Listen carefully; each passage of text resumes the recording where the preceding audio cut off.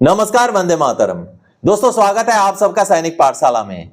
आज के इस वीडियो के महत्वपूर्ण जानकारियों को लेकर आया हूं। वीडियो के शुरुआत में ही सैनिक पाठशाला के 3,10,000 सब्सक्राइबर्स जो कि सैनिक पाठशाला का परिवार है, उन सभी को मैं बधाई देना चाहता हूं। सैनिक पाठशाला को वेटरन अचीवर्स अवार्ड से सम्मानित किया गया है भारतीय सेना की तरफ से। आगे पूरी जानकारी दूंगा। और साथ ही साथ दोस्तों, कुछ पेंशनर्स को कुछ एलिजिबिलिटी होते हैं, जैसे कि 2006 से 2017 के बीच का CILQ HRA का एरियर कुछ पेंशनर्स को लागू है। जो जानकारी ना होने की वजह से ना पेंशनर्स क्लेम करते हैं, ना उनको मिल पाता है। इसके बारे में भी आगे जानकारी दूंगा।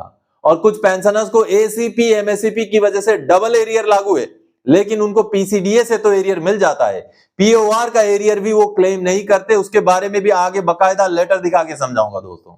और साथ ही साथ जो पुराने पेंशनर्स हैं, जिनको पुराने जो सर्कुलर्स हैं PCDA के, उनके एरियर्स लागू होते हैं, जैसे सर्कुलर 568, सर्कुलर 631, क्या उनमें से सभी पेंशनर्स को, पुराने जितने भी पेंशनर्स को लागू था इन सर्कुलर्स का फायदा, क्या उनको मिल चुका है? सभी को मिल चुका है? बिल्कुल नहीं मिला है। अभी भी बहुत सारे पेंशनर्स बचे हुए हैं, जिसका आगे लाइव एग्जांपल देके इस वीडियो में समझाऊंगा दोस्तों। तो चलिए इन्हीं विषयों को लेके आगे बढ़ेंगे। आगे बढ़ने से पहले हमेशा की तरह मेरा आप सबसे आग्रह है, सैनिक पाठशाला चैनल का वीडियो अगर आप पहली बार देख रहे हैं या अभी तक चैनल को सब्सक्राइब नहीं किया है, तो चैनल के साथ जुड़े रहने के लिए, इसका हिस्सा बने रहने के लिए और आपसे जुड़ी हुई भरोसेमंद ऑथेंटिक जानकारियों को पाते रहने के लिए चैनल को सब्सक्राइब जरूर करें। चलिए आगे बढ़ते हैं दोस्तों। सबसे पहले आप जैसे देख पा रहे हैं, ESM मेगा रैली में हेडक्वार्टर 4 कोर द्वारा सैनिक पाठशाला को दिया गया वेटरन अचीवर्स अवार्ड। जी हां दोस्तों, कल यानी कि 9 मार्च 2025 को आसाम के तामुलपुर में 16 जैकलाई के आयोजन में हेडक्वार्टर 21 माउंटेन ड्यू और हेडक्वार्टर 4 कोर के अगुवाई में एक मेगा रैली का आयोजन किया गया, जिस रैली में सैनिक पाठशाला और 4 पूर्व सैनिकों को सम्मानित किया गया, वेटरन अचीवर्ड अवार्ड से नवाजा गया। जी हां दोस्तों, ये है वो अवार्ड, ये रहा ये वो अवार्ड जो कि आप सबका अवार्ड है। यह सैनिक पाठशाला का अवार्ड है और 3,10,000 जो पूर्व सैनिक और वीर नारियां जुड़े हुए हैं उनका अवार्ड है, जिसमें आप देख पा रहे हैं Indian Army, once a soldier always a soldier, Gajraj corps veteran achiever. तो दोस्तों, यह अवार्ड दिया गया लेफ्टिनेंट जनरल गंभीर सिंह AVSM YSM द्वारा, जो कि GOC 4 कोर हैं। दोस्तों, इस मेगा रैली में लगभग 5,000 से भी ज्यादा पूर्व सैनिकों का आगमन हुआ और वहां बहुत सारे फैसिलिटीज का भी जो है आयोजन किया गया था। तो आप सभी को बधाई इस अवार्ड के लिए। 269 मीडियम रेजिमेंट टिकेंद्र धाल जून 2022 में RT रिकॉर्ड से सेवानिवृत्त हुए। उन्होंने अन्य सैनिकों को जागरूक करने के लिए YouTube चैनल सैनिक पाठशाला की शुरुआत की, जिसके माध्यम से वो पेंशनर्स को स्पर्श, ऑनलाइन RTI, CP ग्राम और TSB वेबसाइट जैसी चीजों में जागरूक करते हैं। नायब सूबेदार उकू बहादुर रिटायर्ड।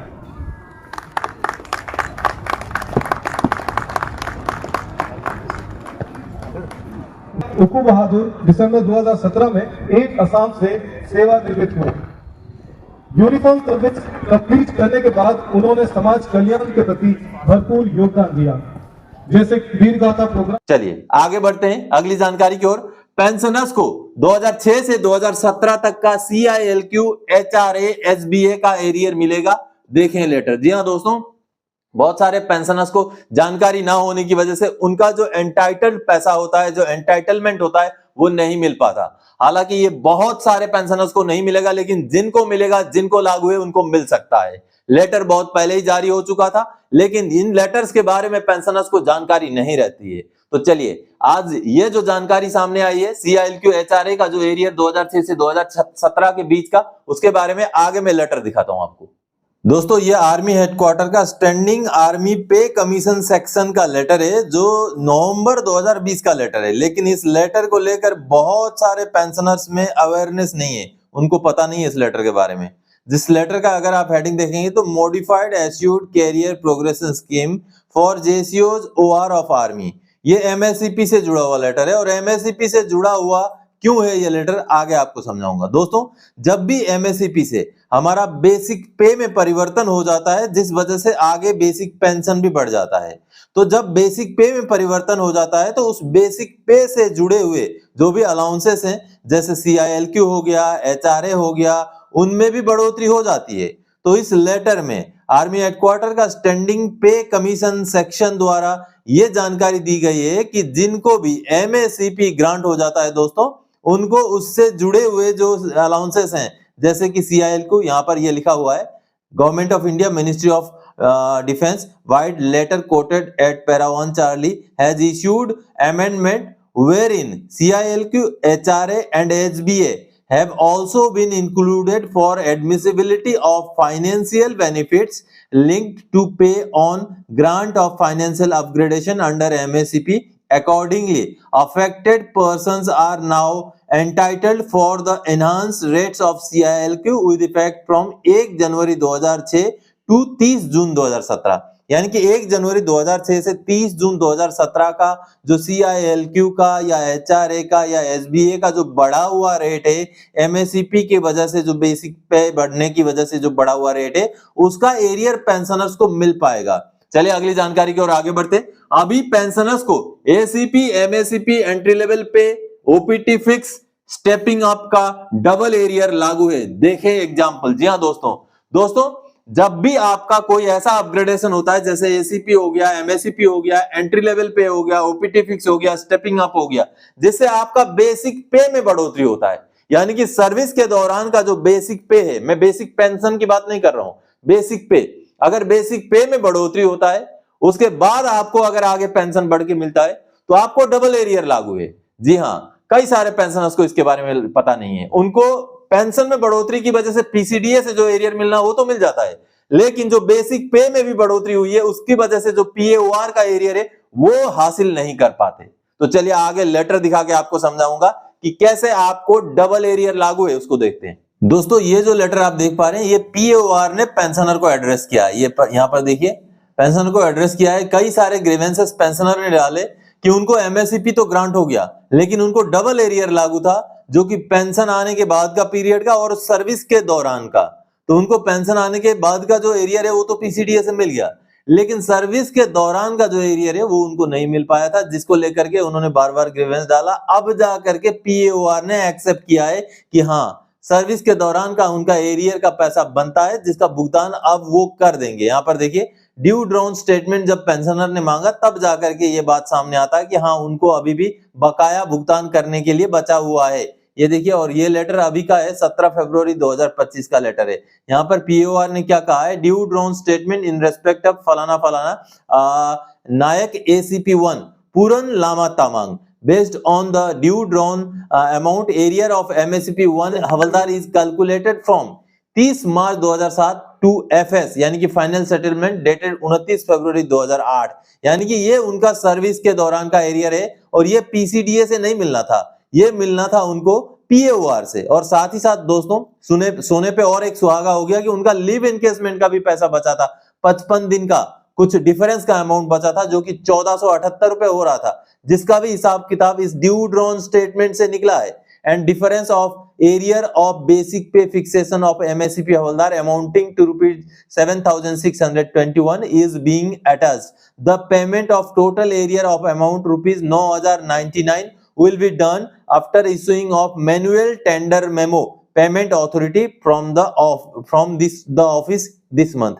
यानी कि उनका टोटल MACP का एरियर सर्विस के दौरान का 7,621 और उनका लिव इनकेसमेंट का जो बचा हुआ पैसा था 1478, जिसको मिला करके कुल मिला करके उनका 9,099 रुपए एरियर होता है, जिसका भुगतान अब हो जाएगा। ये PAOR ने कहा। ये देखिए, उसी लेटर का ये दूसरा पेज है। यहाँ पर देखिए, अब इस लेटर को बहुत सारी जगह पर एड्रेस किया गया। इसके साथ साथ एक ड्यू ड्रॉन स्टेटमेंट, यानी कि पूरा कैलकुलेशन शीट भी बना के PAOR ने भेजा। ये देखिए, ये रहा कैलकुलेशन शीट, PAOR की तरफ से आया हुआ है। पहले उनको कितना दिया गया, ये देखिए, मार्च 2007 से लेके फरवरी 2008 तक का सर्विस के दौरान कितना उनको दिया गया है, कितना दिया जाना चाहिए था, और डिफरेंस कितना बनता है। ये देखिए, डिफरेंस कितना बनता है, 7,621 रुपए, और साथ साथ उनका ये देखिए लिव इनकेसमेंट का पैसा 1478, सबको मिला करके 9,099 रुपए। अगर आपका भी पेंशन आउट हो जाने के बाद, पेंशन आ जाने के बाद ये सारी बढ़ोतरियां, ये सारे जो अपलिफ्टमेंट लागू हुए हैं, तो आपको भी डबल एरियर लागू है। आप भी PAOR से आपका सर्विस के दौरान का एरियर का क्लेम जरूर करें। चलिए आगे बढ़ते हैं।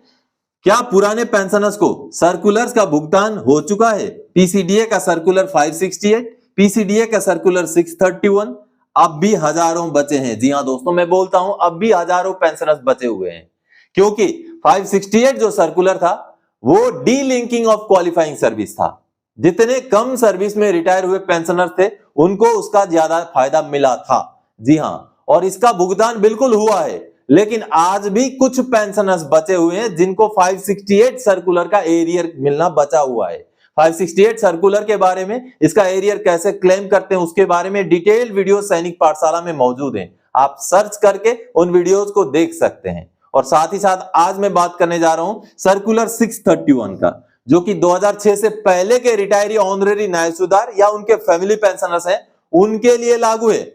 और उनमें से बहुत सारे पेंशनर्स को मिल चुका है, ये मैं मानता हूं, लेकिन बावजूद इसके आज भी 631 सर्कुलर का एरियर मिलने में बहुत सारे पेंशनर्स बचे हुए हैं। जी हां, बचे हुए हैं, यह हकीकत है, यह सच्चाई है।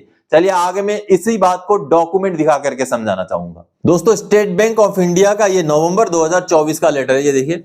और इस लेटर में सीपी ग्राम्स के ग्रीवेंस का रेफरेंस देते हुए, उसका रिप्लाई देते हुए स्टेट बैंक ऑफ इंडिया ने एक नॉन पेमेंट सर्टिफिकेट जारी किया। यहां पर देखिए, ये रहा नॉन पेमेंट सर्टिफिकेट।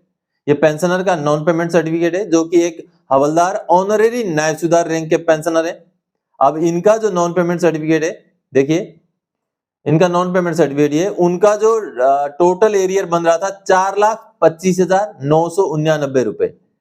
देखिए श्री रामचंद्र जी का ये केस है। अब ये नॉन पेमेंट सर्टिफिकेट जारी होने के बाद इनका भुगतान नहीं हुआ था। और ये दोस्तों किस चीज का एरियर है, देखिए सर्कुलर 631, सर्कुलर 555 यानी कि ओआरओपी 1 का सर्कुलर, सर्कुलर 570 यानी कि 7th पे कमीशन का सर्कुलर, और सर्कुलर 666 यानी कि ओआरओपी 2 का सर्कुलर। देखिए ये सभी सर्कुलर्स का पूरा कैलकुलेशन शीट जारी करते हुए एसबीआई को, एसबीआई सीपीपीसी एसबीआई को जो है 4,25,999 रुपए का ये जो है नॉन पेमेंट सर्टिफिकेट जारी करना पड़ा। दोस्तों बहुत सारे पेंशनर्स आज भी बचे हुए हैं जिनको 631 सर्कुलर का एरियर नहीं मिला हुआ है, बाकी भी सर्कुलर्स का एरियर नहीं मिला हुआ है।